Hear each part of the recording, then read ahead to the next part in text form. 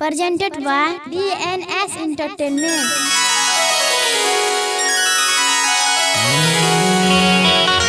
देखिए भैया, हम गायक बंशीधर चौधरी और हमारे छोटे भाई गौरव ठाकुर जी आज हम दोनों भाई मिलकर एक बहुत शानदार जीजा जी और साली के गीत DNS एंटरटेनमेंट के माध्यम से आप सबके बीच लेके आए बानी।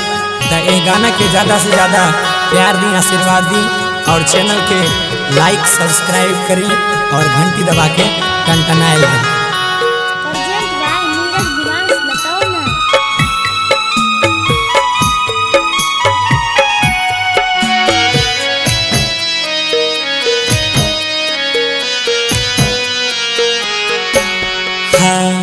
बड़ा रे जतन से साली के पटली रे, साली के पटली रे से हो साली के सारू लेने जाए। हाँ हाँ से हो साली के सारू लेने जाए। अरे भैया बड़ा रे जतन से साली जी के पटली रे, साली जी के पटली रे से हो साली के सारू लेने जाए। से हो साली के सारू लेने जाए। हमारे जानू के सारू लेने जाए।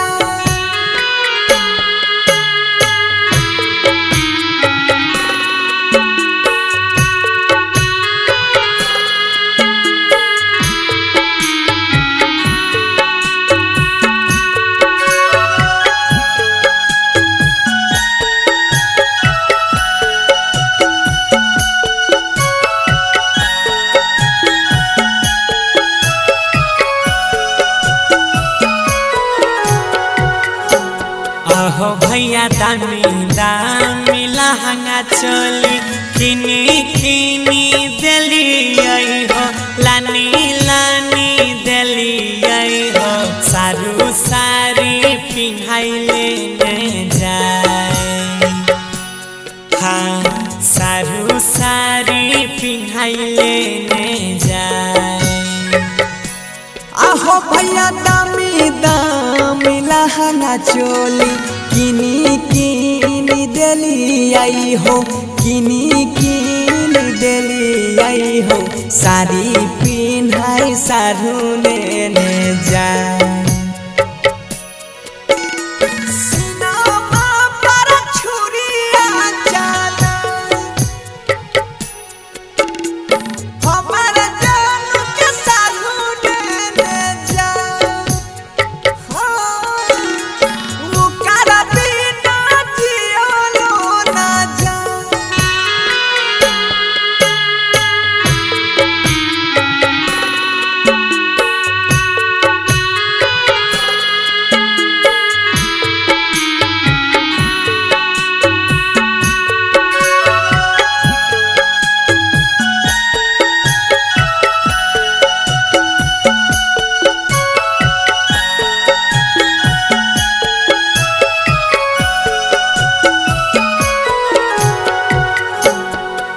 रामा बेकार भेल करल धारल छुटा लय संगतिया हो, छुटा लय संगतिया हो ससुरा जाय के जैते सब भुलाए।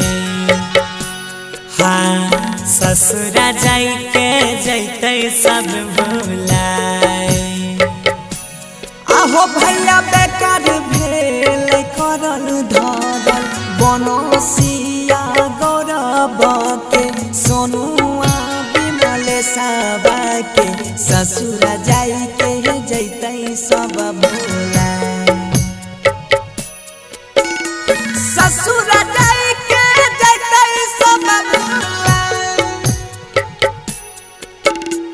से हो